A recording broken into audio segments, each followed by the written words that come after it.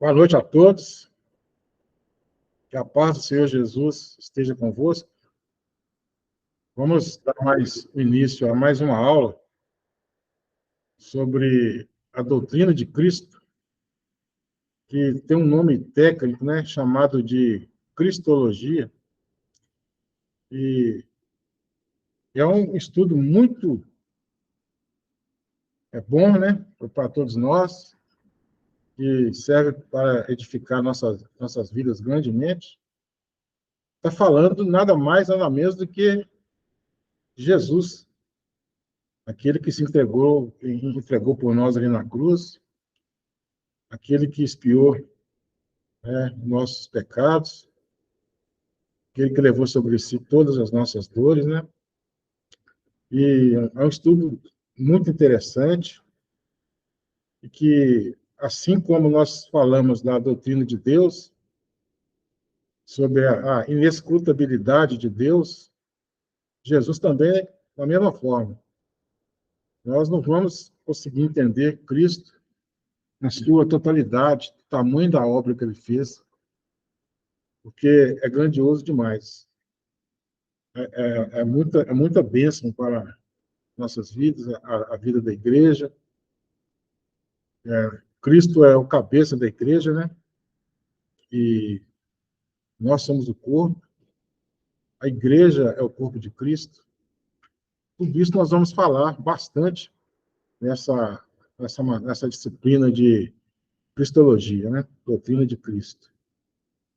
E vamos começar aqui com os slides. Deixa eu ver se eu consigo compartilhar aqui.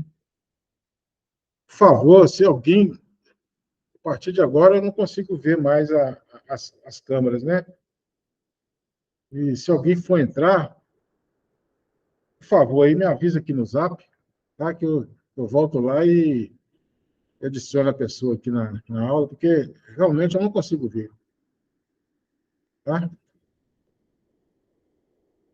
Então, vamos iniciar aqui. Nós falamos semana passada sobre Cristo, e a sua divindade.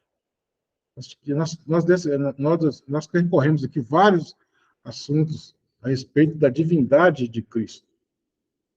Cristo, ele é Deus e ele é homem. Nessa conjunção, Deus e homem, só está em uma pessoa. Veja que é uma coisa difícil de compreensão.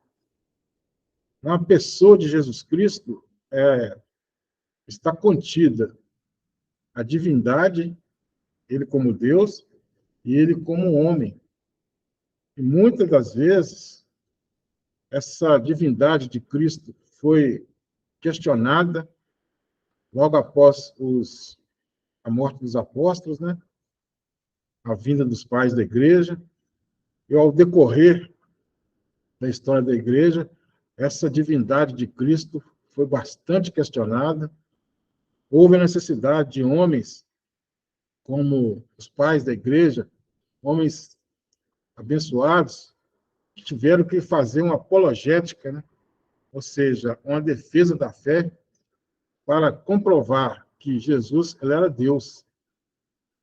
Quando essa divindade já não era mais questionada, ou diminuiu bastante os questionamentos a respeito da divindade de Cristo, surgiu os questionamentos sobre a humanidade de Cristo.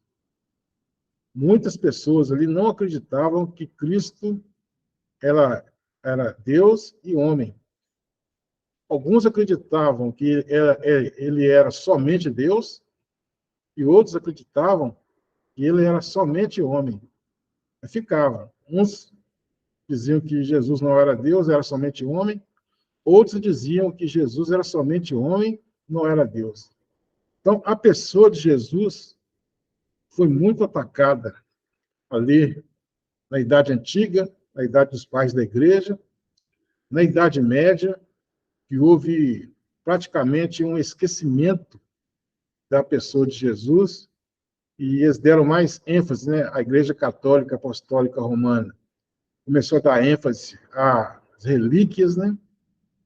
As, as, os mitos, os símbolos, e deixaram de lado o que realmente Jesus é, o que realmente os apóstolos escreveram sobre o que realmente Jesus era, né?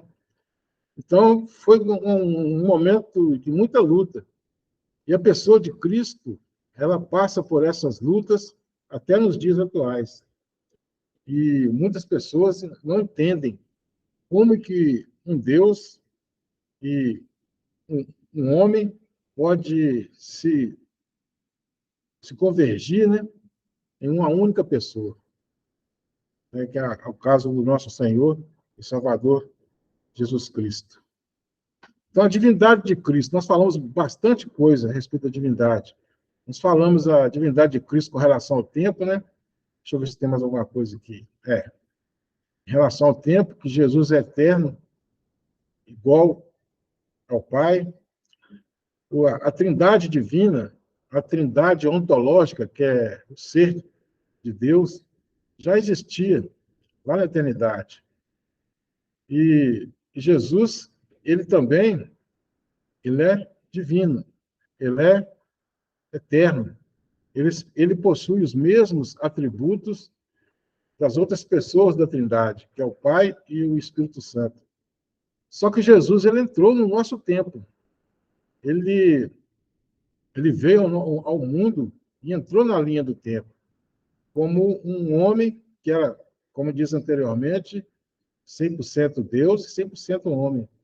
Ele saiu da eternidade no qual ele se encontrava e veio aqui para o tempo, para essa linha temporal da, da criação. Nós temos dois tipos de tempo. Nós temos. Tem alguém pedindo para entrar aí? Tá só um minuto que eu vou ver se tem alguém para entrar.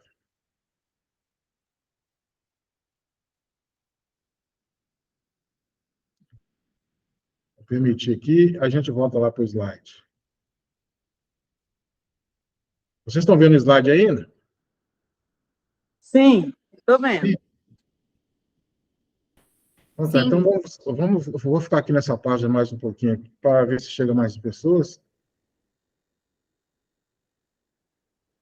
Então, o que eu estava falando anteriormente, né? A divindade de Cristo em relação ao tempo. Cristo ele entrou no nosso tempo. Existem dois diferentes tipos de tempo, que é o Cronos e o Kairos. O Kairos é o tempo de Deus, que seria a eternidade. E o Cronos, que vem dele, que dá origem à palavra cronologia, é esse tempo aqui terrestre, né? O tempo que está esse tempo terrestre, o tempo no qual nós estamos aqui participando, que teve o seu início, está tendo o seu desenvolvimento e terá um fim. Então, essa é a divindade de Cristo em relação ao tempo. E ele continuou sendo Deus, mesmo quando ele entrou no tempo cronológico. Ele já era Deus na eternidade, e quando ele entrou no tempo cronológico, ele continuou sendo esse Deus. Esse Deus maravilhoso que salvou eu e você. Então, vamos continuar aqui.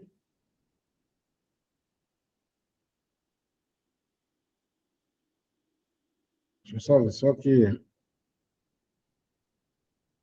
quando a gente sai assim, a gente fica.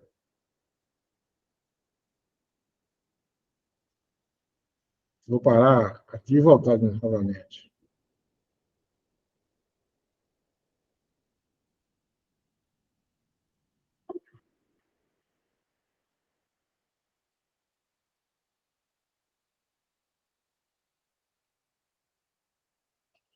Bom, voltando aqui, então, ao nosso raciocínio. Né?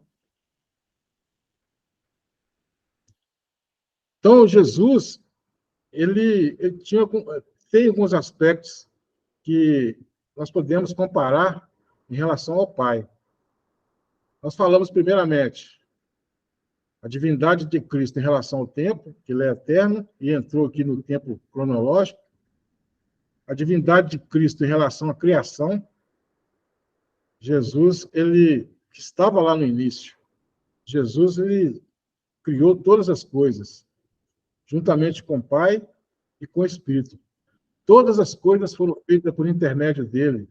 E sem ele, nada do que foi feito se fez. Então, essa questão de que Jesus e a criação foi feita em Jesus. A palavra de Deus diz que Deus Pai irá submeter toda a criação ao seu Filho amado, Jesus Cristo. Esse irá dominar toda a criação e uma vez tirado todo pecado, todo o erro, tudo aquilo que não agrada a Deus, Jesus vai, mais uma vez, elevar toda essa criação ao Pai, devolver a criação ao Pai, e o Pai será tudo em todos. Isso diz lá em Coríntios, capítulo 15. Então, a divindade de Cristo em relação à criação, nós falamos também, a divindade de Jesus em relação ao Pai. Jesus é Deus na mesma categoria do Pai, né? Jesus é Deus da mesma forma que o Pai é, e o Espírito. Existe uma trindade ontológica, que os três, Pai, Filho e Espírito Santo, possuem as mesmas características, os mesmos atributos, né? Existe a trindade econômica. Essa trindade econômica, ela retrata a obra da salvação de todo aquele que crê. Então, o Pai teve a sua função, o Filho teve a sua função, e agora o Espírito Santo está agindo no nosso meio. Então, essa é a trindade econômica. E nós temos que separar bem essa trindade ontológica da trindade econômica. Por quê? A trindade econômica tem algumas atribuições que são de cada uma das pessoas. Nós também temos que entender que as pessoas, elas trabalham, as três pessoas da trindade, elas trabalham em conjunto. Mas existem algumas definições, algumas situações em que cada uma trabalha especificamente. Eu já falei em outra aula que o Pai planejou esse bendito plano da salvação. O Filho veio e entrou no tempo e no espaço e executou ali no Calvário. E, logo após essa execução, o Filho foi assunto aos céus, né? Ele morreu, ressuscitou e foi aos céus, foi assunto aos céus, e está agora à direita do Pai, intercedendo por nós. E ficou a cargo do Espírito em trazer ao conhecimento de todo aquele que crê essa bendita revelação, esse bendito plano da salvação. É a cargo do Espírito Santo. Então, é por isso que Jesus, naquela ocasião, lá naquele confronto com os fariseus, ele falou que se houver alguém que pecar contra o Espírito Santo, esse pecado não tem perdão, que é a blasfêmia contra o Espírito Santo, né? Não tem perdão. Justamente pelo fato de que aquele que blasfema contra o Espírito Santo, ele não reconhece de forma nenhuma que o Espírito Santo é o que nos convence do pecado, da justiça e do juízo. Então, ele vai sempre ter uma caminhada errada. Ele vai sempre caminhar para a perdição e não vai ter retorno. Isso também nós podemos chamar de aqueles que se apostataram da fé e não retornaram mais para os caminhos do Senhor. Então, Jesus, ele é Deus da mesma categoria do Pai. Nós falamos também dos evangelhos, né? Os seus respectivos, suas respectivas metas, né? O Mateus, o Evangelho de Mateus, ele escreveu para os judeus, apresentando Jesus como rei dos judeus, Messias. O Evangelho de Marcos foi escrito para os romanos, apresentando o Senhor Jesus como servo. O Evangelho de Lucas, ele apresentou o Senhor Jesus como filho do homem, na sua humanidade perfeita, e ele escreveu o seu evangelho para os gentios, né, para os gregos, e o apóstolo João, ele escreveu para toda a igreja, de um modo geral, apregoando que Jesus é Deus e Jesus é o Filho de Deus. Aqui, nós falamos um pouco aqui de Jesus, Cristo e seus atributos. Nós também mencionamos na aula passada, né, que Jesus, ele possui os mesmos atributos do Pai, o atributo da onisciência. E nós temos que entender que, no momento que Jesus encarnou, pelo fato dessa encarnação, ele é um Deus que vestiu a capa de humanidade, ele tem os atributos de Deus, mas ele deixou de lado alguns desses atributos pelo fato dessa encarnação, né? Desse o verbo que se fez carne, ele vestiu a capa da humanidade. Então, tem alguns atributos que não tem como ele exercer, e muitas das vezes ele deixou de lado esses atributos. Por exemplo, o atributo da onipresença. Com o corpo físico, fica impossível Jesus estar no mesmo lugar em vários momentos. O atributo referente à onisciência. Também, em alguns momentos, Jesus parecia que ele não sabia o que iria acontecer no futuro próximo. Então, ele deixou de lado esses atributos da onisciência. E outros, sim, outros parece que que fazia uso da onisciência, em outras passagens bíblicas. Né? E Jesus, hoje, ele está em sua plena divindade. A palavra do Senhor diz que em Jesus habita corporalmente toda a plenitude da divindade. Então, neste momento, Jesus ele é um Deus igual Pai, igual Filho, igual Pai e igual Espírito, porque habita nele corporalmente toda a plenitude da divindade. Então, ele está nesse momento agora, com a sua onisciência 100%, com a sua onipresença 100%, e com a sua onipotência também 100%. E outra coisa também a respeito de Jesus, que ele tinha momentos que ele ia ao encontro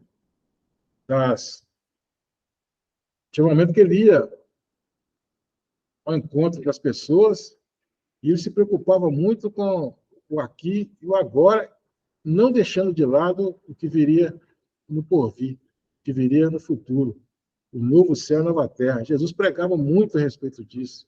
Jesus pregava muito a respeito do inferno. Jesus foi a pessoa que mais falou do inferno, porque ele sabia que as pessoas que se optarem a ir para o inferno iriam sofrer de uma maneira muito, muito grande. Né? Então, ele pregava realmente muitas passagens, Jesus pregando a respeito do fim, né? A respeito do inferno. A escatologia. O capítulo 24 de Mateus retrata bem isso, a respeito dessa escatologia. E Jesus também, tanto que ele era Deus, né? E esse versículo aqui, 1 Timóteo 2, 5 e 6, diz: pois há um só Deus, um só mediador entre Deus e os homens, Jesus Cristo, o homem, em qual se entregou a si mesmo em resgate por todos. Esse foi o testemunho dado em seu próprio tempo. Veja que só há um Deus, um mediador entre Deus e o homem, Jesus Cristo, o homem. Então, o que quer dizer isso? Nós temos que entender que só há um mediador, só tem um caminho para nos levar até o Pai, até Deus, o próprio Jesus. Ele mesmo falou: eu sou o caminho, a verdade e a vida. Ninguém vê o Pai senão por mim. Então, o que acontece? Na atualidade, também em tempos remotos, muitas pessoas eles buscavam mediadores que não era Jesus. Eles buscavam uma mediação no homem ou mediação em outras pessoas, em santos, até a própria mãe de Jesus, a Virgem Maria.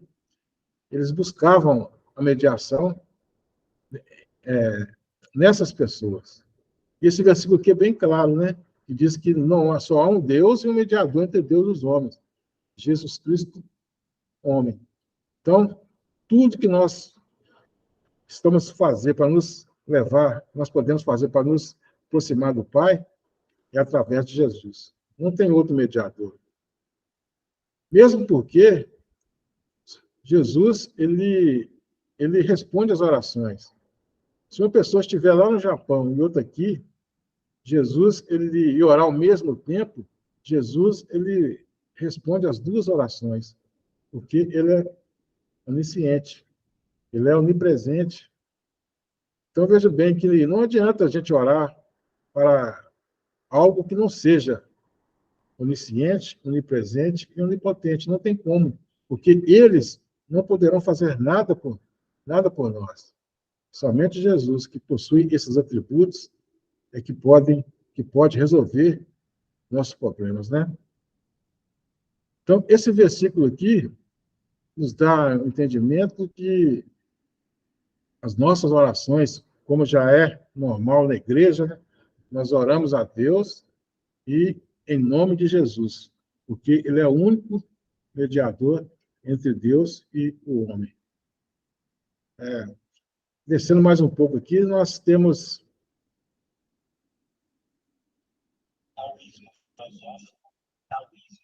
Espera aí, só um minuto, viu, irmãos?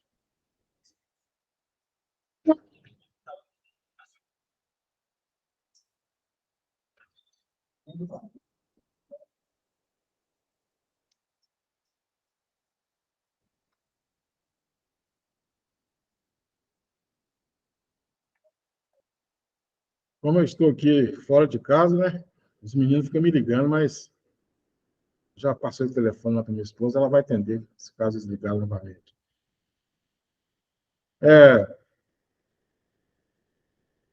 Mateus 14:33 diz o seguinte: então, os que estiveram no barco adoraram, dizendo: verdadeiramente tu és o Filho de Deus. Porque Jesus, ele parava as tempestades. Jesus, ele tinha o poder sobre a morte, ele tinha o poder sobre os demônios, ele tinha o poder sobre os agentes intempéries, né? No caso aqui, a ventania. Jesus tinha poder sobre até sobre as águas, né? Que ele andava sobre as águas. Então, é uma situação que somente quem é Deus pode ter.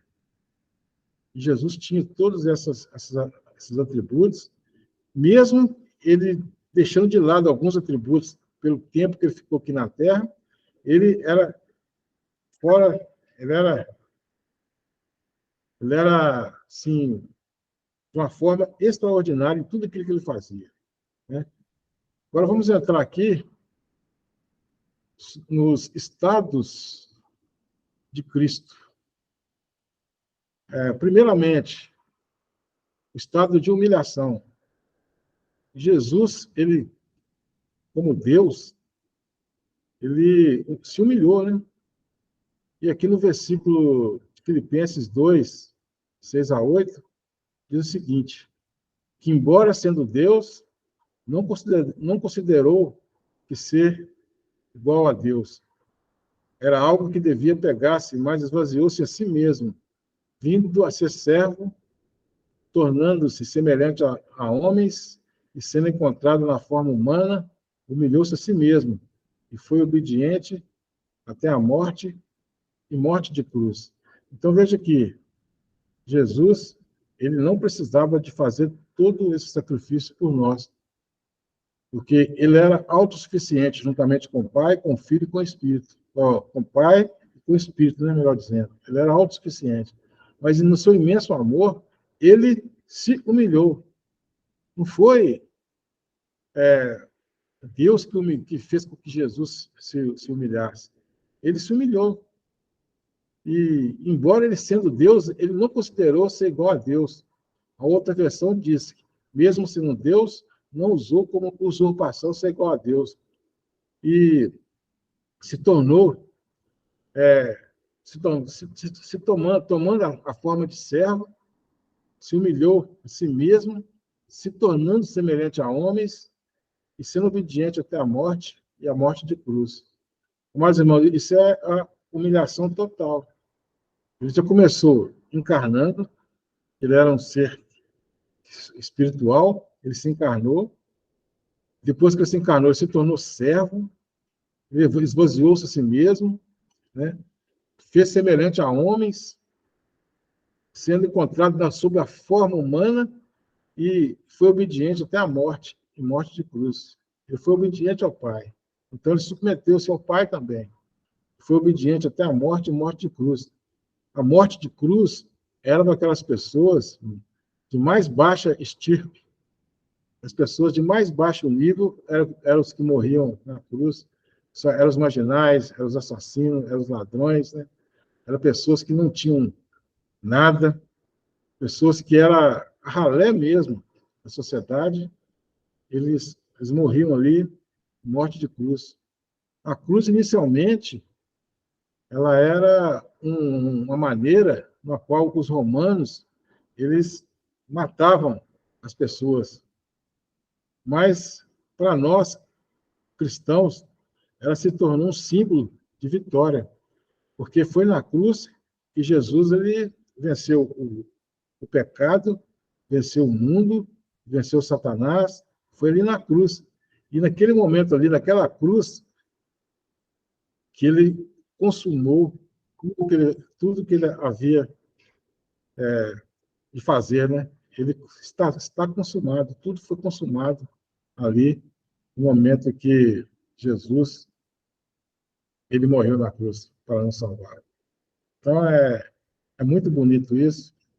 Eu falei na aula passada, se não me falha a memória, que existia um local ali em Jerusalém, que chamava Vale de Rinom, local onde que no passado os reis queimavam, ofereciam os reis de Israel, né? Veja bem, os reis de Israel ofereciam seus filhos ao deus Moloque, queimavam, passavam seus filhos pelo fogo, né? Os reis de Israel, principalmente Acás e Manassés. Esses reis eles passaram seus filhos ao fogo. E nesse lugar onde que ocorreu esse fato, chamou-se Vale de Rinom. E esse Vale de Rinom é onde que eles queimavam aquelas, aqueles restos, né, do lixo da cidade, restos de animais, e muitas das vezes também aquelas pessoas que eram crucificadas. Jesus não foi para lá por causa da providência de Deus e também porque um rico cidadão daquela localidade, né, ele pediu o corpo de Cristo, né, abdicou-se, né, para si o corpo de Cristo para pôr no sepulcro. Porque as pessoas que eram crucificadas, elas iam para esse lugar e eram queimadas ali, estavam no meio daquele lixo, daquela podridão toda. Jesus pegou essa passagem aí do Vale de Rinom e associou com o Lago de Fogo e Enxofre, porque no Vale de Rinom o fogo nunca se apagava, o lixo queimava 24 horas. E lá, no Lago de Fogo e Enxofre, também é da mesma forma. O fogo nunca se apaga, vai ser eternamente o fogo queimando. E também, outra situação também é que no Vale de Rinom, também um bicho nunca morre. Aquele bicho que ia comendo aquelas carcaças, né? Aqueles restos, né, de pessoas, nunca parava de se alimentar, porque era diariamente ali era jogado lixo ali naquele lugar. E, então Jesus ele se humilhou de uma forma muito intensa para poder salvar eu e você. Ele se humilhou mesmo, ele saiu lá do alto, onde ele era o Deus, onde ele era o Deus Todo-Poderoso, que veio e se humilhou, se tornando um homem e morrendo numa morte de cruz. E só que o versículo João 3,16 diz o seguinte: porque Deus amou o mundo, que Deus tanto amou o mundo, que deu seu Filho unigênito para que tudo que nele crê não pereça, todo aquele que nele crê não pereça, mas tenha vida eterna. Então, veja bem, havia essa necessidade de Jesus ele se humilhar dessa maneira. Que o próprio Pai, o próprio Deus amou o mundo de tal maneira que ele enviou seu Filho para nos salvar. Esse versículo, João 3,16, é um versículo central da Bíblia. Todos nós temos que saber esse versículo de, de cor.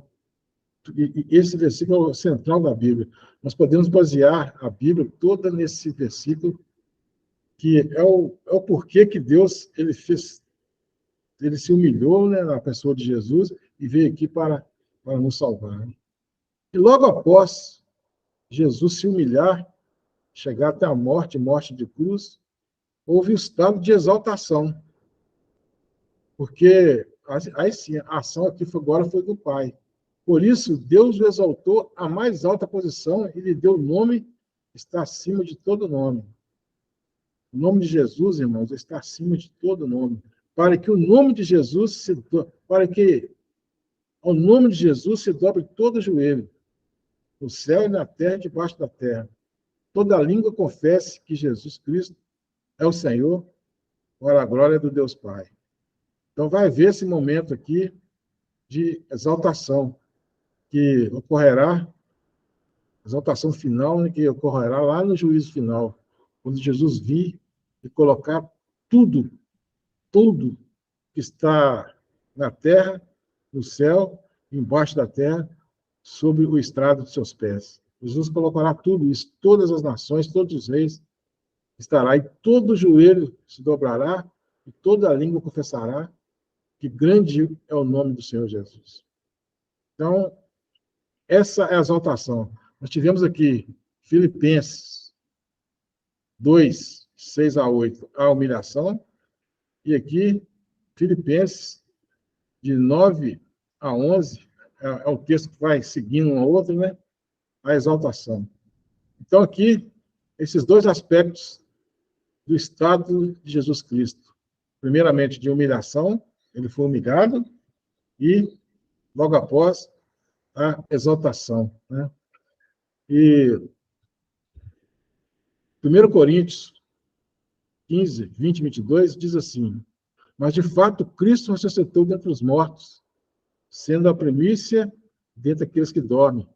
Visto que a morte veio por meio de um só homem, também a ressurreição dos mortos veio por meio de um só homem. Pois a mesma forma como Adão, todos morreram, em Cristo todos serão vivificados. Veja que coisa maravilhosa aqui, irmãos. Nós entendemos o que está dizendo aqui. Jesus, ele morreu e ressuscitou. Portanto, ele é a primícia dos que dormem. O que é primícia? Primícia é o primeiro. Lá na cultura judaica, quando tinha uma colheita, eles recolhiam as primícias e levavam essas primícias lá no templo. E Jesus é a primícia. Deus já recolheu Jesus, e Jesus está com Deus lá no santuário eterno. E o restante, que somos nós, pelo fato de Jesus ressuscitou, todos nós sabemos, todos nós, que eu digo, aquele que crê, sabe que vai estar com ele, vai também ressuscitar. Todos nós que estamos nesse corpo aqui, corruptível, iremos para o pó da terra. A não ser que Jesus volte e a gente esteja aqui ainda, nós teremos esse corpo transformado. Se não, nós iremos para o pó da terra. e na volta do Senhor Jesus Cristo, esse corpo que foi para o pó da terra, que é um corpo corruptível, ressurgirá novamente em um corpo incorruptível, semelhante ao corpo de Cristo, um corpo espiritual, e, e será um fato extraordinário, porque todas as pessoas que morreram em Cristo serão ressuscitadas, encontraremos com Ele lá nas nuvens. Então, uma passagem essa de 1 Coríntios, né, capítulo 15. Amados irmãos, esse capítulo 15 de Coríntios, ele tem 58 versículos. E ele fala, nesses 58 versículos, de ressurreição. É o capítulo mais longo das cartas de Paulo, que fala somente de um assunto central, que é a ressurreição de Cristo. Eu peço aos irmãos que sempre que tiver a oportunidade, leiam esse capítulo 15 de 1 Coríntios, que fala de diversos assuntos a respeito da ressurreição. Eu sei que hoje a igreja pós-moderna ela não se preocupa muito com essa questão da ressurreição de Cristo. Hoje não é praticamente, com exceções, né? Eu posso citar aqui uma exceção, que é a Igreja Batista da Família, no qual nós pregamos, sim, com toda certeza, nós pregamos a ressurreição, arrependimento de pecados, mas a igreja pós-moderna, ela não está muito preocupada com esse assunto de ressurreição, com perdão de pecados, arrependimento. Eles não estão preocupados com isso. Eles estão preocupados mais com coisas atuais, coisas terrenas, né? A gente entende que eles estão buscando mais a prosperidade, a teologia da prosperidade, a teologia da missão integral. Então, nós temos que entender isso, que nós não podemos deixar que isso atrapalhe a nossa pregação, né? Porque o apóstolo Paulo, aqui em Coríntios, capítulo 15, ele diz: se Cristo não ressuscitou, é vã a nossa fé. Se Cristo não ressuscitou, aqueles que morreram em Cristo pereceram. Se Cristo não ressuscitou, ele fala, né? Eu sou o mais mentiroso entre os homens. E se Cristo não ressuscitou, é vã a nossa fé. É vã a nossa fé. Então, nós entendemos que nós temos que buscar cada vez mais esse convívio assim, com os irmãos da igreja, para podermos estar pregando esse verdadeiro evangelho e não deixando que essas. Não podemos deixar essa doutrina de demônios venha e entre no seio da nossa igreja e tire nós, a igreja do Senhor, do foco, né? O principal foco é a glória eterna. As outras coisas são importantes, mas ela tem seu devido momento e nós temos que buscar o que nos realmente é de maior importância. É aonde que nós vamos passar a nossa eternidade. Isso que é o mais importante. Isso que tem que ser o foco da nossa vida, né? E aí, nós temos que apresentar-se ao Senhor Jesus, lá no juízo final, nós seremos julgados, sim, pelo que nós fizemos, pelas nossas ações, pelas nossas omissões, que nós fizemos através do nosso corpo. Então, o momento é agora, irmãos. O momento é agora de nós temos que buscar essa presença de Deus, né? Então, eu falo sobre ressurreição. Interessante que no último versículo desse capítulo 15 de 1 Coríntios, vocês podem ir lá depois, eu não estou com a Bíblia está aqui, mas eu não estou com ela aberta. Não. Fala assim, portanto, irmãos meus, sejam firmes, constantes, abundantes sempre na obra do Senhor. Porque nenhuma coisa que você faz é em vão no Senhor, né? Em outras palavras, né? Uma paráfrase que eu estou fazendo aqui. E é isso mesmo. Nada será vão no Senhor. Aí tem 57 versículos falando de ressurreição e um versículo fechando tudo, falando de obras. Sabe por quê, irmãos? Porque é muito importante, aqui e agora, nós fazemos a obra do Senhor. É a coisa mais importante. E fazendo a obra do Senhor, nós teremos essa certeza dessa ressurreição. É muito importante. Isso, o apóstolo Paulo foi muito feliz aqui, inspirado pelo Espírito Santo, quando escreveu esse capítulo de 1 Coríntios 15. E o significado da ressurreição tem muitos significados, né? Essa questão da ressurreição. Por quê? Justificados, pois, mediante a fé, temos paz com Deus. Nós somos justificados. Nenhuma condenação há mais contra nós. Nós temos paz com Deus por meio do nosso Senhor Jesus Cristo. E por intermédio de quem obtivemos igual acesso, pela fé, a esta graça na qual estamos firmes. Gloriamo-nos na presença da glória de Deus. Romanos 5, 1 e 2. Porque, amados irmãos, aqui é um significado da ressurreição. Porque nós ainda estamos aqui nesse mundo. Mas um dia nós estaremos com o corpo ressurreto. E isso implica o quê? Justificados sois mediante a fé. Temos paz com Deus mediante o Senhor Jesus Cristo. Mediante a ressurreição de Cristo, a obra de Cristo.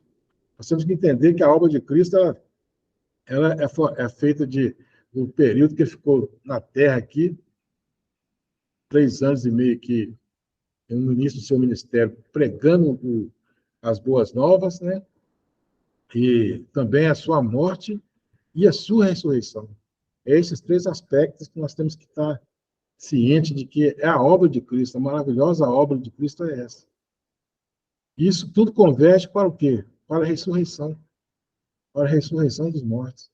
Nós seremos ressuscitados no dia do Senhor, na segunda vinda. Isso é coisa que vai acontecer de um estalar de dedos, num piscar de olhos. Nós seremos ressuscitados. Tudo isso para a glória de Deus Pai. E outra situação que nós temos que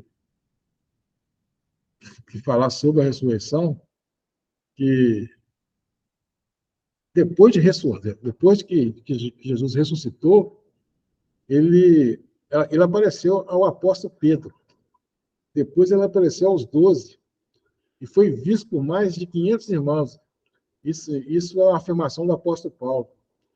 E por Tiago, né, que é o chamado irmão do Senhor, todos os apóstolos, e por fim, o próprio apóstolo Paulo, que foi feito apóstolo fora de tempo. Essa passagem está em 1 Coríntios 15, 5, 8. O apóstolo Paulo, ele foi um apóstolo chamado fora de tempo, né? Tanto que Paulo ele era perseguidor da igreja. Ele era um perseguidor ferrenho da igreja. Naquele momento ali, na estrada de Damasco, Paulo ele teve um encontro com o Senhor Jesus Cristo. O Senhor Jesus falou com ele assim: Paulo, por que tu me persegue? Não adianta, Paulo, recalcitrar contra os aguilhões, não adianta. Eu te chamei e você vai me seguir. E ali, naquele momento, ele deixou de ser aquela pessoa que persegue, que perseguia os cristãos, que matava, que arrancava os cristãos de sua casa, e ele passou ali a ser o maior pregador do evangelho aos gentios de todos os tempos. Ele que implementou a igreja gentílica em toda a região do mundo conhecido, da Ásia Menor, da Galácia, da Caia, né? Ele, o apóstolo Paulo. Então, veja bem, Deus ele age dessa forma. Ele pega as pessoas que têm menos, assim, tem menos indício de ser uma pessoa cristã, uma pessoa de Deus, e transforma aquela pessoa. Isso é uma questão de um piscar de olhos. Ele transforma essas pessoas. Então, o apóstolo Paulo, ele, dessa forma, é que ele mudou e foi chamado também um apóstolo fora de tempo. E ele trabalhou ferrenhamente para que o evangelho fosse pregado em todo mundo conhecido. Aqui, Atos 1:3, diz o seguinte: depois do sofrimento de Jesus, apresentou-se a ele e deu-lhes muitas provas indiscutíveis de que estava vivo. Apareceu-lhes um período de 40 dias, falando-lhes acerca do reino de Deus. Atos 1:3. Então, Jesus ele morreu na Páscoa. E a Páscoa, assim que Jesus ressuscitou, ele ficou 40 dias no meio do povo. E, com muitas aparições, apareceu aos apóstolos, muitas pessoas viram Jesus. Então, existe uma teologia que diz que Jesus ele ressuscitou apenas no imaginário dos apóstolos. Isso é uma falácia. Jesus ele ressuscitou verdadeiramente e muitas outras pessoas, várias testemunhas que viram Jesus ressurreto ali, andando pelaquela localidade. Né? E ele andou por 40 dias. Então, da Páscoa até o Pentecostes, foi 50 dias. Então, Jesus, no 14º dia, no 20º, aos 40 dias, né, para simplificar a coisa, ele foi assunto aos céus. Ele foi assunto aos céus depois de 40 dias. E o que aconteceu? Ele deu a ordem aos apóstolos que voltassem para Jerusalém e ficassem orando. E passou-se mais 10 dias. Então, inteirou da Páscoa até Pentecostes são 50 dias. Jesus ficou 40 dias ali no meio deles. Subiu. E depois de 10 dias, que interam 50, veio o Pentecostes. E Atos 2 renascimento, o firmamento ali da igreja no Pentecostes, né? Onde o Espírito Santo desceu sobre toda a carne. Então, veja que tudo é historicamente fácil de comprovação. Jesus morreu na Páscoa, ficou 40 dias no meio do povo, depois de 10 dias, veio o Espírito Santo, no dia de Pentecostes. Então, Páscoa, entre a Páscoa e Pentecostes, 50 dias.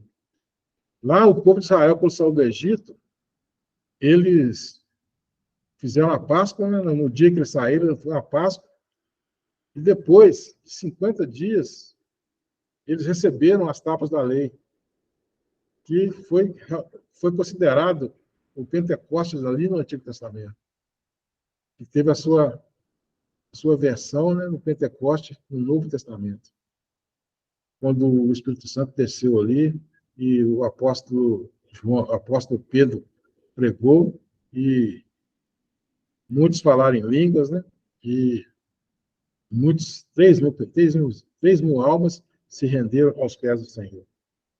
Então, Jesus, ele conduziu os discípulos até Betânia. Betânia é aquela cidade que ficava ali próxima de Jerusalém, e onde que morava Marta e Maria e Lázaro. E ali foi assunto aos céus, aqui, ó. Então, os levou para Betânia, e erguendo as mãos, os abençoou.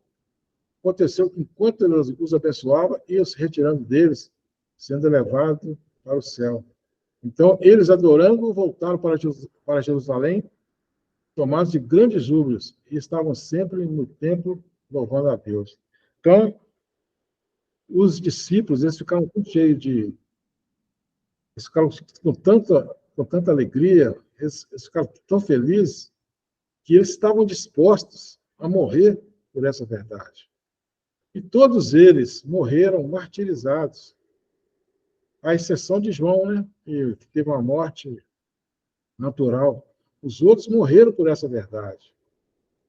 E uma refutação que nós podemos fazer à teologia que apregou que Jesus ele não ressuscitou, que isso fosse somente na mente deles, né, que isso era uma mentira, nós temos que refutar o seguinte: como que alguém dá a sua vida por uma mentira? Como que aconteceria isso?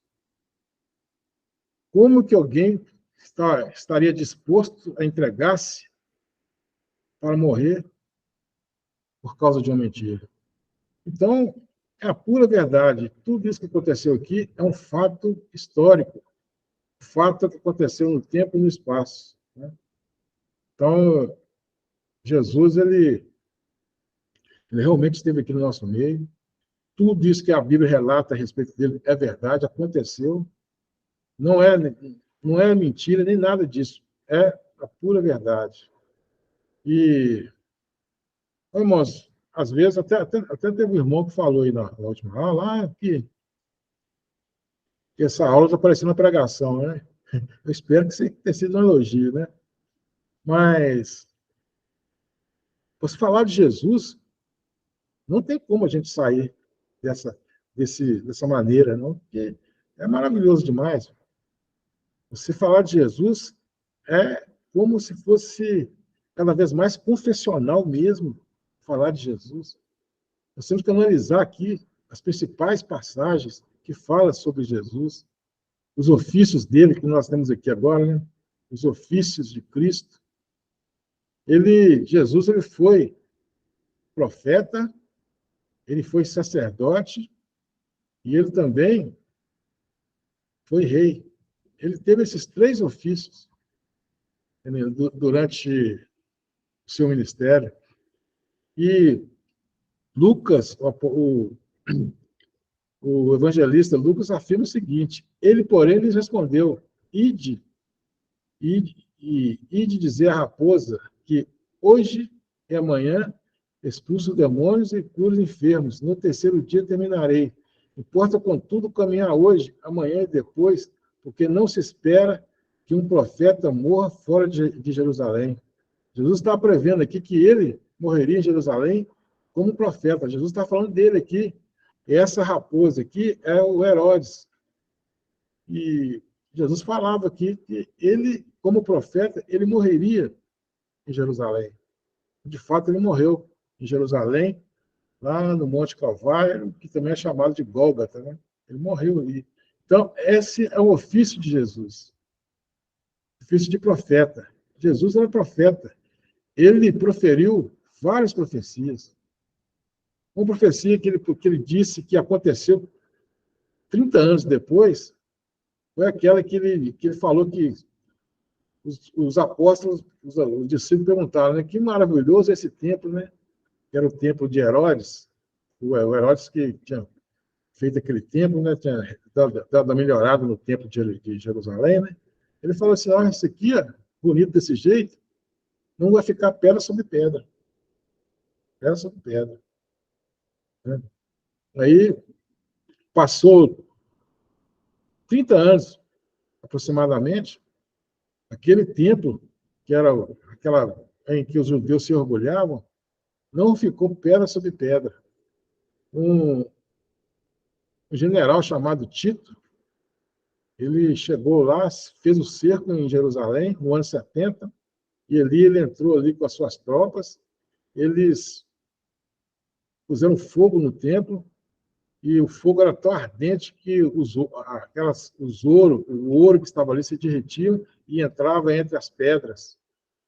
E como os soldados, como eles queriam tirar o ouro, eles pegavam as pedras e quebravam aquelas pedras para retirar o ouro que estava no meio delas. E não ficou pedra sobre pedra. Então, Jesus é um profeta. Várias profecias de Jesus, na questão escatológica, está se cumprindo. Jesus ele vivia aqui, irmãos, numa época, o Império Romano, ele controlava tudo, todo o império ali, todo mundo conhecido, a mão de ferro. E não tinha guerras, porque eles controlavam ali de uma forma tão intensa, pela Pax Romana, né? Que é a paz romana. A Pax Romana era o seguinte, era que se um povo, uma nação guerreasse contra outra, os romanos iam lá e destruíam todas as duas nações. Eles mantinham a paz pela força. Então, aqui nessa época de Jesus aqui, ele falou, não tinha guerras. Os romanos controlavam toda aquela situação. E Jesus falou que haveriam guerras, pouco tempo, haveriam guerras, rumores de guerras. E a partir daquele momento ali, depois que Jesus foi assunto aos céus, a história continuou, não teve mais paz. Aos poucos, o Império Romano foi perdendo o controle. Houve essa guerra lá no ano 70, com a insurreição do povo de judeu. Houve lá a repressão dos romanos. Aí começou a ter outras guerras. As guerras começaram a pipocar pouco tempo depois. E as guerras acontecem até hoje. Então, Jesus ele já previu, ele já profetizou que haveria guerras, rumores de guerras, e muitas outras profecias que Jesus ele falou, está acontecendo. Jesus falou para Marta que o que Maria fez ali ao derramar o perfume de alabastro nos pés de Jesus, que aquilo iria ser pregado em todo o mundo. Então, irmãos, irmãs, essa verdade é pregada até nos dias de hoje, né? Todo mundo conhecido, muitas pessoas já conhecem essa passagem de Marta e Maria, quando Maria derramou ali os perfumes nos pés de Jesus. Então, Jesus era um profeta. Jesus era um profeta, sim. E várias profecias de Jesus já ocorreram e estão para acontecer. Jesus é o sacerdote. Jesus, como sacerdote. Por que ele é sacerdote? Ele é um sacerdote segundo a ordem de Melquisedeque. Melquisedeque é aquele rei, que era um rei de Salém. Na verdade, Salém é a própria Jerusalém, em tempos antigos, né? Época de Abraão, o rei Melquisedeque, ele se aparece como sem genealogia, sem início e nem, sem fim. Ele apareceu do nada, Melquisedeque, e Abraão deu ele o dízimo. E ele, Melquisedeque, levou água, levou vinho e pão para Abraão. E no Salmo 110, há uma associação de Melquisedeque, através do Salmo de Davi, né, associando que Jesus é o sacerdote eterno segundo a ordem de Melquisedeque. E o autor de Hebreus, ele relembra essa passagem, né, afirmando que Jesus era um sacerdócio, que possui um sacerdócio superior ao sacerdócio levítico, porque Jesus ele não era da tribo de Levi, ele era da tribo de Judá. Então, Jesus ele é um sacerdote segundo a ordem de Melquisedeque. Isso é uma coisa interessantíssima, o que demonstra que ele se entregou por nós ali na cruz, ele foi a oferta, ele foi também o sacerdote. Lá no Antigo Testamento, o sacerdote entrava no dia do Yom Kippur, ele entrava lá no Santo dos Santos e oferecia lá o sacrifício, né, aspergia o sangue do cordeiro, sobre a tampa do propiciatório da Arca da Aliança, e os pecados da nação eram perdoados. E Jesus ele ofereceu o sacrifício de uma vez por todas. Ele ofereceu um sacrifício de uma vez por todas. O sacrifício do sacerdote, lá no sacerdócio levítico, tinha que ser repetidamente. E o sacerdote também oferecia sacrifício pelos seus próprios pecados. Jesus não, foi diferente. Ele ofereceu o sacerdote, ele foi a oferta, ele também foi o sacerdote. Lá, só uma curiosidade, lá no povo de Israel tinha as festas, né? As festas as festas solenes, que era, primeiramente, era o Rosh Hashanah, que era uma festa solene, que ficava ali 10 anos, 10 dias buscando o perdão de Deus. E logo após esses 10 dias, vinha o Yom Kippur, que é o dia do perdão, onde era oferecido o sacrifício, onde o sacerdote oferecia sacrifício pelo pecado da nação. Essas eram as festas solenes, né? Existiam as festas também de peregrinação, que era a Pecha, né? Que é a Páscoa, que era também o Pentecostes e o Sucote. A Páscoa, o Pentecostes e o Sucote. A Páscoa nós já conhecemos, o Pentecostes é o que era conhecido como 50 dias depois da Páscoa, como já falei anteriormente, e o Sucote. O Sucote era a festa das cabanas, no momento em que o povo de Israel comemorava o período de 40 anos que eles ficaram no exército, morando em tendas, né? Então, essas eram as 3 festas solenes. Existiam outras festas também, que uma delas nem está no texto bíblico, né, mas existe, a festa do Purim. Purim está no texto bíblico, que foi aquele episódio lá de Esther, né, onde Amã queria matar os judeus, e no final quem foi morto foi Amã, né? Ali, né, houve ali a festa do Purim, é comemorada até nos dias de hoje, pelo povo de Israel. Eles até têm um doce lá que é chamado orelha de Amã, e para poder zombar mesmo daquele que queria matar os judeus, né? E o Hanukkah. Hanukkah era uma outra festa, essa não está na Bíblia, não. E tem outras festas lá em Israel, né? Até nos dias atuais, que é a festa do Holocausto, né? Que eles comemoram o dia do Holocausto, e outras coisas mais, que já é um período extra-bíblico, né? Então, Jesus, ele também era sacerdote. E o próximo aqui é Jesus como rei. Jesus também era o rei. No Antigo Testamento, o rei, ele tinha autoridade sobre o povo. Era a figura mais importante da nação. Então, Israel teve vários reis, né? Tanto os primeiros 3 reis, que eram do rei unificado, que era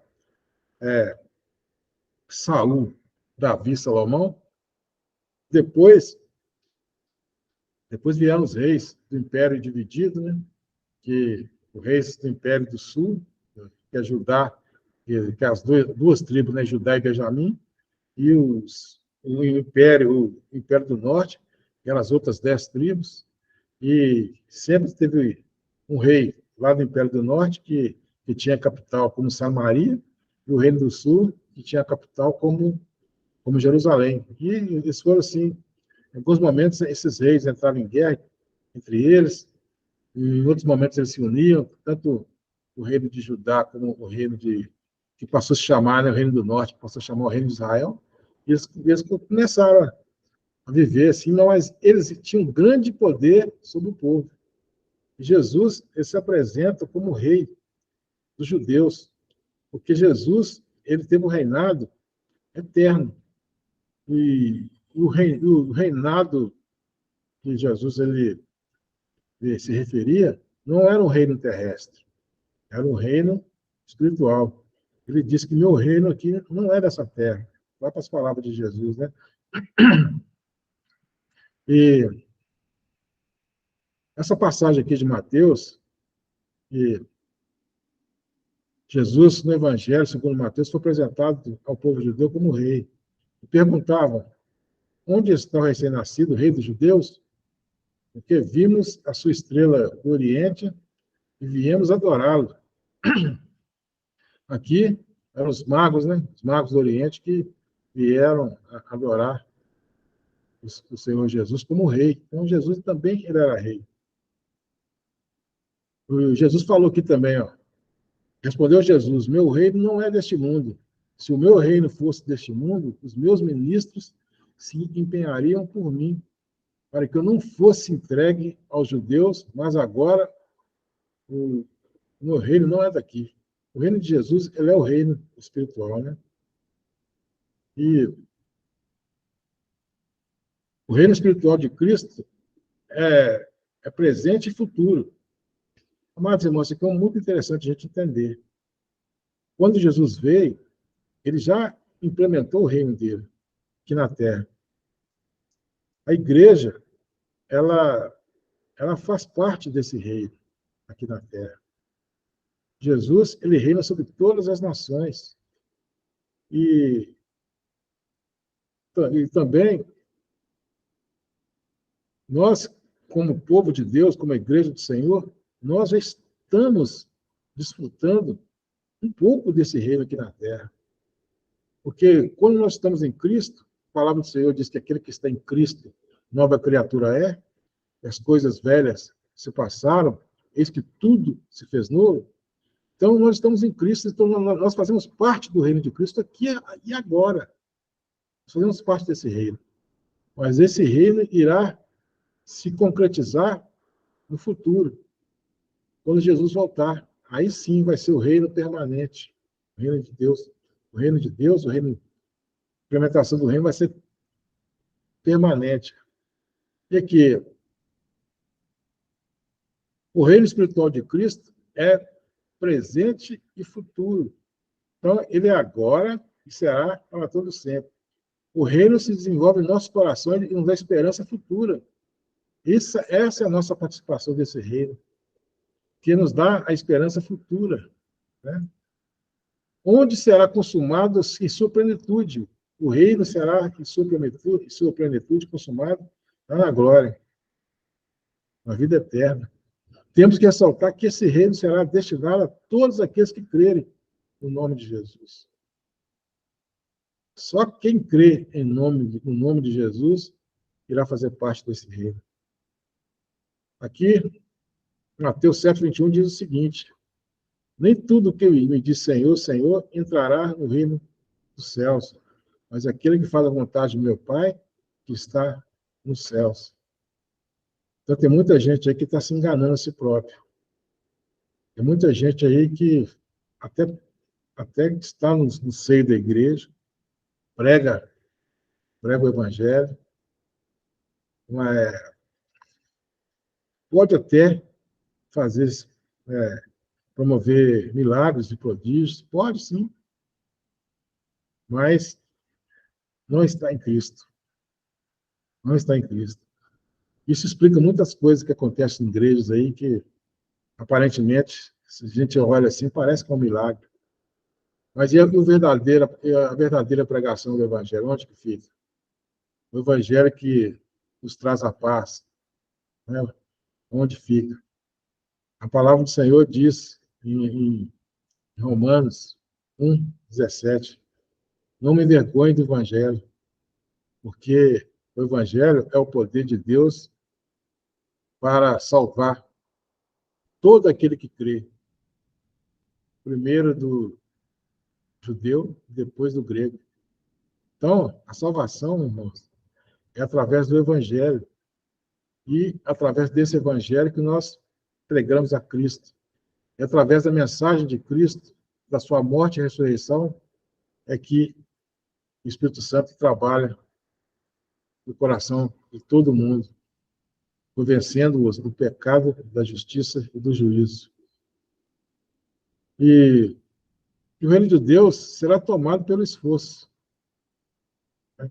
Porque muitas pessoas pensam que vai, vai viver uma vida da maneira que ele quiser aqui na Terra e, posteriormente, eu vou ter meu lugar no reino do céu, está garantido. Não, não é por aí, não. Se você não houver santidade, não tem como. Se não houver santidade, ninguém verá o Senhor. Sem a santidade, ninguém verá o Senhor. Então, você tem que buscar essa santidade, você tem que buscar ter uma vida plena, buscar cada vez mais estar com Cristo, fazer a vontade, obedecer, fazer a obra do Senhor. Só assim, você, pelo esforço, esse esforço, você irá ter acesso ao reino de Deus, pelo esforço. Então, o próprio Senhor Jesus disse, quem quiser vir após mim, negue-se a si mesmo, pega a sua cruz e me siga. Então, nós temos que entender isso, que nós não podemos brincar de ser crente, não. Nós temos que ser crente verdadeiramente, em todos os aspectos. Porque nós sabemos que o reino de Deus, para você entrar lá, não vai ser fácil. Você tem que negar muitas coisas. Você tem que negar coisas que, à primeira vista, parece que é boas, mas o coração do homem é enganoso. O coração do homem é enganoso. Então, nós temos que entender que o reino de Deus é tomado pelo esforço. E para a gente nos esforçar, nós temos que, primeiramente, entender que somente Jesus é o nosso Salvador. E só há um Deus e um mediador entre Deus e os homens, Jesus Cristo o homem. E obedecer e buscar. E nós sabemos que sem isso, nossa fé será em vão, será vã. Também que há necessidade, nós estamos cada vez mais buscando a santidade, porque justificado, pois, mediante a fé. Mas a santidade, sem ela, ninguém verá o Senhor. Então, vamos passar. O próximo capítulo agora é o capítulo 2, né? Nós vamos passar aqui para um momento de perguntas, né? Nós podemos estar respondendo algumas perguntas, né? Aqueles que quiserem responder, quiserem fazer algumas perguntas. Hoje tivemos poucos alunos, hein? Ó, tivemos 5 alunos só. Nós temos 16 alunos. E tivemos 5 só. Teve alguns que saíram antes, pastor. Oi? Teve alguns. Ah, tá, que saiu. Tinha mais 3 saíram antes. Mesmo assim, já estão poucos, né? Que nós temos a faixa de 16, 17. Né? Mas tá bom, o importante é que vocês estão aqui, né? Verdade. O importante é isso. Alguma pergunta? Sim, abaixa aí, né? Oi?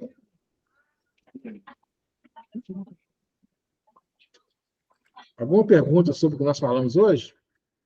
Eu não, deu para entender bem. Deu? Amém. Deu para entender bem, pastor.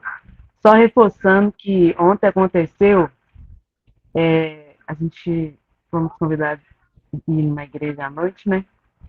E lá a pregação era sobre, é o que o senhor falou, era sobre salvação. E o pessoal, não, acho que eles estão tão acostumados à prosperidade que eles não davam glória a Deus, não falavam nada. Parecia que falava do plano de salvação e sobre o que Jesus fez por nós. Parecia que não tinha ninguém na igreja. O pessoal está esfriando, querendo só a parte financeira mesmo, né? Da prosperidade financeira. Se fizesse uma campanha lá, fala assim, a campanha da prosperidade, Deus vai te dar você um carro, uma casa, e você vê se a igreja não estava cheia. E a igreja realmente estava até mais. Era dia de ceia também. Não foi a nossa igreja, não, foi à noite. Estava vazia também. Aí a gente vê, né? O pessoal está esfriando mesmo. O pastor até falou lá se era para todo mundo ter fila para entrar na igreja, porque Jesus está próximo, né? Falou que Jesus está próximo das portas, as coisas estão acontecendo e parece que ninguém está entendendo o que está acontecendo, né? O plano de Deus está cumprindo. O apóstolo Paulo ele falou assim que o fim não virá, né? Até que venha a apostasia. O que é apostasia? É as pessoas desistirem da fé, né? Negar a fé. Isso é apostasia. Nós estamos vendo hoje nas igrejas. As pessoas estão apostatando da fé. Hoje não tem mais aquele fervor de você buscar, né, a plenitude do Espírito Santo. Você tem uma palavra de salvação, né, as pessoas estão... Se você pregar salvação hoje, as pessoas já não estão muito interessadas. Se você pregar sobre arrependimento de pecado, aí pronto, aí que não interessa mesmo. Né? Então, infelizmente, a igreja está dessa forma. As pessoas estão preocupadas muito com a vida cotidiana, né? E Jesus falou assim que no dia, no dia da vinda dele, muitos estarão casando, se dando em casamento. Muitas pessoas estarão vivendo uma vida normal, sem preocupar com a vinda dele. E é aí que ele virá, Jesus virá. Então, nós temos que estar sempre vigilantes, né? Porque, realmente, a apostasia já chegou. Os sinais da vinda de Jesus já estão se cumprindo, muitos já se cumpriram, que é, igual eu falei, guerras, rumores de guerras, né? A apostasia, o evangelho está sendo pregado no mundo inteiro. Isso aí nós temos a convicção disso, que o evangelho já está sendo pregado no mundo inteiro. Só que o Senhor Jesus disse que o dia que todas as nações tiver conhecimento do evangelho, né, aí então virá o fim. Então, se a gente quer abreviar o fim, para que muitos não pereçam, nós temos que empenhar cada vez mais em pregar esse evangelho, né? Eu tenho um canal no YouTube aqui que eu costumo pregar para muita gente. Então, quer dizer, eu que sou assim, um pastor que não sou muito conhecido, eu já prego para algumas pessoas, né? O pastor que é mais conhecido prega para muita gente. Então, quer dizer, não está perto, não está longe o fim, não, a vinda de Jesus, não. Né? Mais alguma pergunta ou alguma consideração? A aula foi tranquila, graças a Deus. Oi, Sobre isso, Eliette, boa noite, a paz a todos. quase, Lete. Sobre isso que a Ana falou e o senhor está falando, o que entristece é a gente ver muitas pessoas próximas, né, que já conhecem o Evangelho, próximas da gente, e que realmente parece que não se incomodam com nada, parece que Parece que é um desenho, quando você está falando da palavra, alguma coisa. Acho que um desenho na TV chama mais atenção, não sei.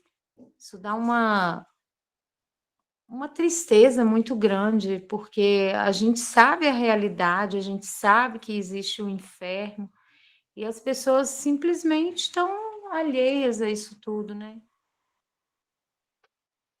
Verdade, concordo plenamente. Mas nós não podemos esmorecer por causa disso, não.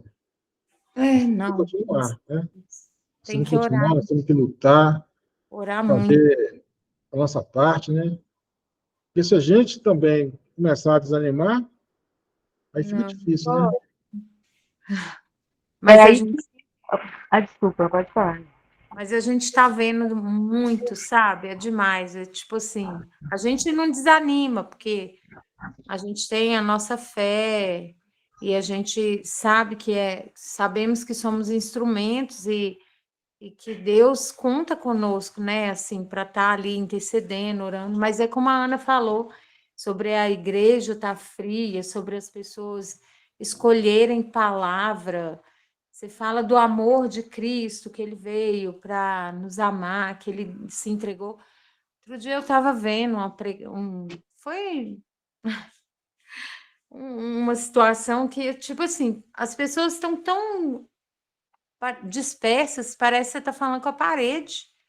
Ninguém dá um glória a Deus, um aleluia. Não que isso, né, talvez venha dizer que a pessoa está ouvindo ou não, mas tá muita frieza mesmo, misericórdia. Ela demonstra, quando a pessoa dá glória a Deus, aleluia, ela demonstra que, né, aparentemente, que ela está interessada no que está se falando, né? É, E a gente vê um esvaziamento na igreja. Há 50 anos atrás, os cultos eram cheios, né? A gente via que quando eu era menino, minha mãe me levava na igreja, eu via a igreja, tinha gente que ficava, igual a irmã falou, que ficava na porta, lá de fora, porque o salão lá não cabia. E as pessoas lá dando glória a Deus, aleluia, buscando, orando, chorando. né? E hoje você vê que as pessoas estão preocupadas com outras coisas. E as pessoas esquecem, sabe o quê? Que nós fomos feitos para o louvor da glória de Deus. Nós somos feitos para louvar a Deus. Em primeiro lugar. Eu posso dar uma... Posso interromper? Oi, pastor, eu posso interromper aqui um pouco? Sim, pode. Boa noite a todos. O que acontece, gente? Eu estou vendo aqui, a gente fica realmente angustiado com algumas situações. Mas vocês vão concordar comigo que a palavra de Deus já previa isso. E ele falou que nos finais do tempo o amor de muitos se esfriariam, né? Que as igrejas se esvaziariam, que as pessoas falariam o nome do Senhor, né? Senhor, Senhor, mas no coração não sairia esse Senhor, Senhor. Então, assim, a gente vê que o fim está próximo, que as coisas estão se cumprindo. Se fosse diferente, a palavra de Deus não se cumpriria. E o que nós estamos estudando aqui é exatamente isso, né? São palavras que o Senhor deixou, é o que ele deixou para a sua igreja, é para aqueles que realmente adoram o Senhor em espírito e em verdade, perceberem o que está acontecendo e não cair, né, nessa cilada do inimigo. Porque a questão da prosperidade, quando o pastor disse antes, ela é muito forte nos dias nossos de hoje. E, infelizmente, as pessoas, e a gente mesmo, a gente quer ter do bom, a gente quer do melhor. E muitas das vezes isso, a gente sai atropelando muitas coisas e esquece que, se buscarmos a Deus, todas as outras coisas nos serão acrescentadas. Mas, assim, um fato, né, que vocês estão aí falando é para se cumprir realmente a palavra de Deus. Amém? Amém, Wesley, é isso mesmo. Só que é o seguinte, eu faço minhas palavras do apóstolo Paulo, né? O apóstolo Paulo, ele na carta aos Romanos, ele fala que o coração dele estava triste pelo fato dos judeus eles não reconheceram a Jesus. Ele estava triste. E também o nosso coração também é assim, a gente fica triste quando você vê muitas pessoas que até do nosso convívio, pessoas que a gente ama, estão nessa situação. O apóstolo já falava, o coração dele estava triste. E eu também, há momentos, mesmo sabendo que isso é profecia, isso que o próprio Jesus, como profeta, ele já profetizava isso, mas, assim, mesmo assim, entristece a gente. Mas nós não podemos desanimar. Né? Nós não podemos desanimar porque esse evangelho, ele pode salvar. Né? O que salva as pessoas é a pregação do evangelho. Né? E eu fico pensando que pode, no nosso tempo, se nós buscarmos um pouquinho mais, e os homens da antiguidade buscavam, né? Pode ser que ainda tenha ainda um reavivamento, porque o reavivamento faz parte da história da igreja. Pode ser que sim, que tenha ainda em nossos tempos, um pouco mais à frente, um reavivamento no qual muitas pessoas se rendem aos pés do Senhor e que se possa prolongar um pouco mais para que mais pessoas venham. Nós sabemos, sim, que é difícil, é complicado e é doloroso a gente viver uma situação dessa e ver a apostasia, né? Que é uma verdade bíblica. Está profetizado que viria a apostasia e muitos se apostatarão dessa fé. Né? A Ana Paula está querendo perguntar? Ou... Eu só comentar, pastor, dar mais um reforço aí, que é onde entra, né, que muitos serão chamados e poucos escolhidos, né, por causa desse esfriamento, né. Isso. E há também o conceito do remanescente fiel, né? Certa vez, Elias, ele chegou ao desespero, porque ele achou que já tinha destruído todos os profetas, né? Mataram todos os profetas, mataram todas as pessoas. Aí Deus falou com ele, não existe ainda o remanescente fiel. existe ainda os 7.000 que não dobraram seus joelhos a Baal, né? Então, nós podemos considerar como nós aqui que estamos preocupados aí com o andamento da igreja, com o rumo que a igreja está tomando, né? Nós podemos nos considerar também como um remanescente fiel, porque o remanescente fiel é aquele que vai ser salvo. É da porta larga, é da porta estreita, né? É dos muitos serão chamados e poucos os escolhidos. É isso. É o conceito do remanescente fiel que já vem lá do Antigo Testamento, passa pelo Novo Testamento, passa pela história da igreja, até nos dias atuais. É o remanescente fiel. São poucos mesmo que irão herdar o reino dos céus. São poucos.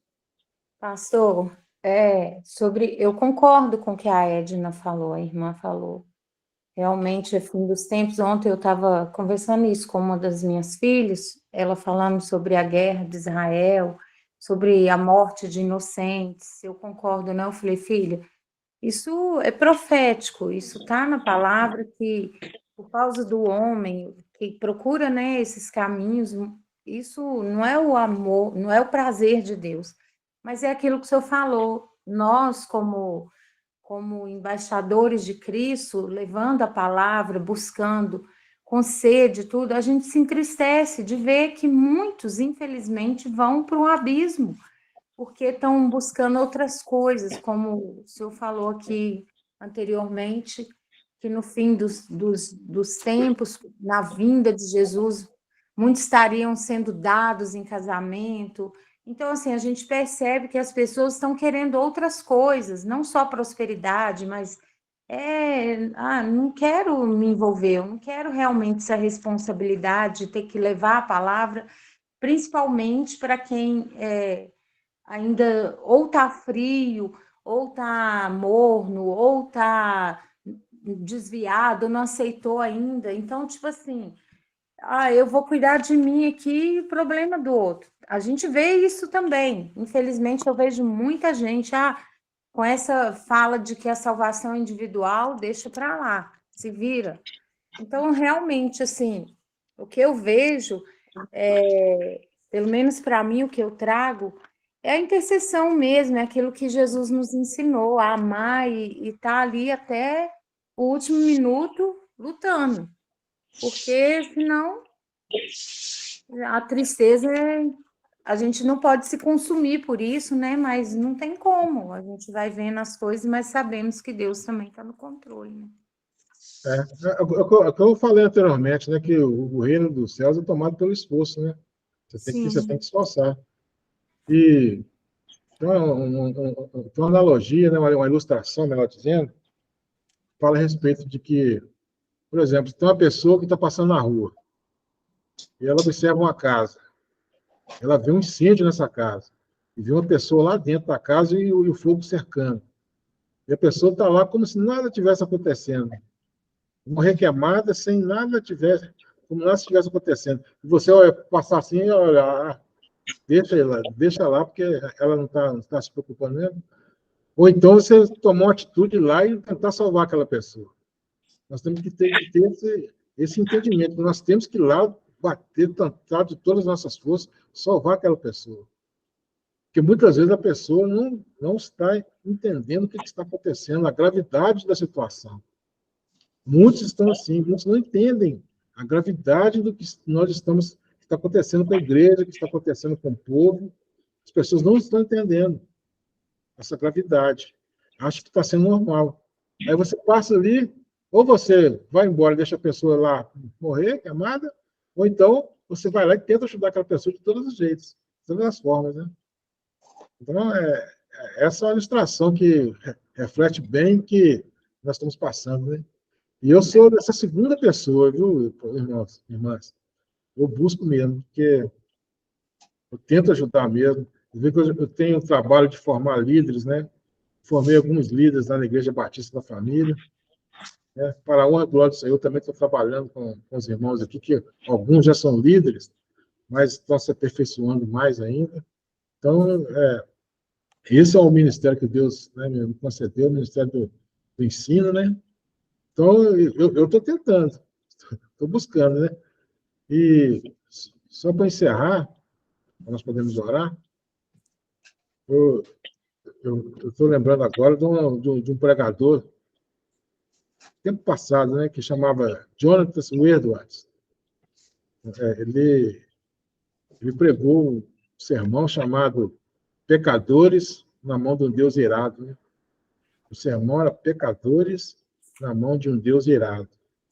Ele pregou na igreja dele, nada aconteceu.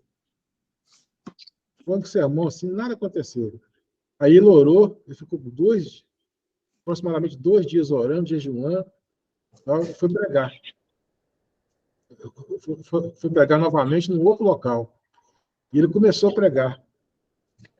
E com o decorrer da pregação, as pessoas foram tão impactadas que elas começaram a agarrar-se nas pilastras da igreja, porque, no entendimento delas, o chão estava se abrindo e elas estavam sendo sugadas para o inferno.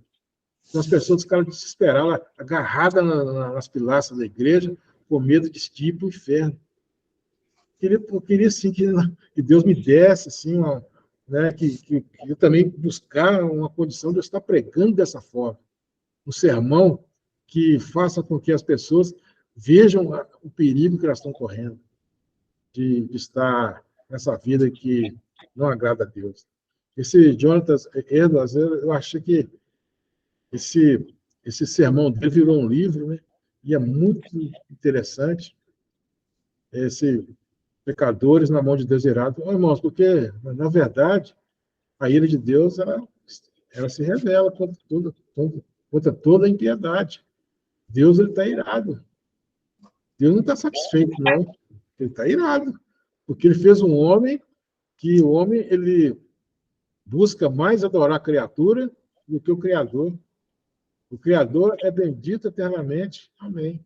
Mas o homem insiste em adorar mais a criatura do que o Criador.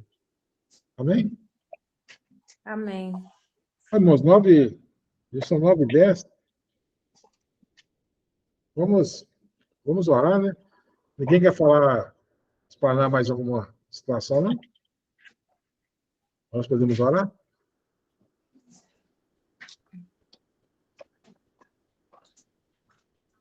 Por mim, pastor? Tranquilo? Tranquilo. Amém. Então vamos orar, então. Agradecer às irmãs aí por estar mais uma vez aí participando dessa aula, né? A aula ela é muito proveitosa, né? Quando a gente fala de Deus, a situação é coisa maravilhosa. Então vamos orar. Senhor Deus, nosso Pai, te agradeço, Senhor Deus, por essas irmãs que estão aqui nessa noite. Te agradeço a Deus, porque nós sabemos que o Senhor tem um propósito na vida de cada um. Pai amado, nos dê sabedoria para estar levando a palavra do Senhor da melhor maneira possível. Nós sabemos que não somos nós que convencemos. Quem somos nós, Pai amado, para convencer alguém? Mas é o Teu Espírito Santo que nos convence do pecado, da justiça e do juízo.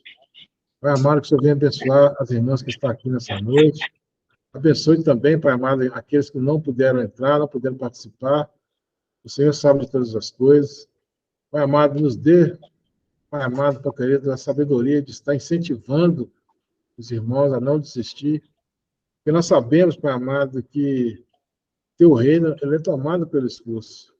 Nós temos que nos esforçar todos os momentos da nossa vida, porque nós sabemos o inimigo está ao nosso derredor, bramando como um leão, à espera de alguém que possa tragar.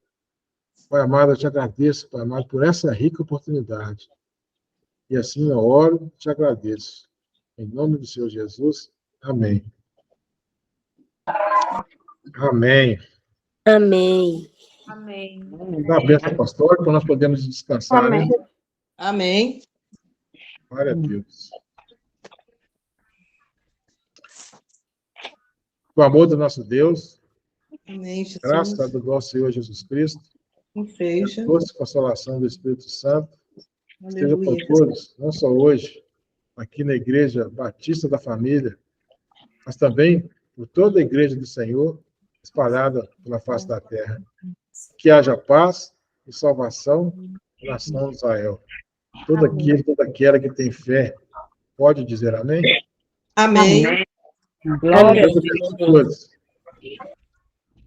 Obrigada, pastor. Deus abençoe. Amém. Deus abençoe. Deus te abençoe, pastor. Amém. Deus abençoe. Boa noite. Boa noite.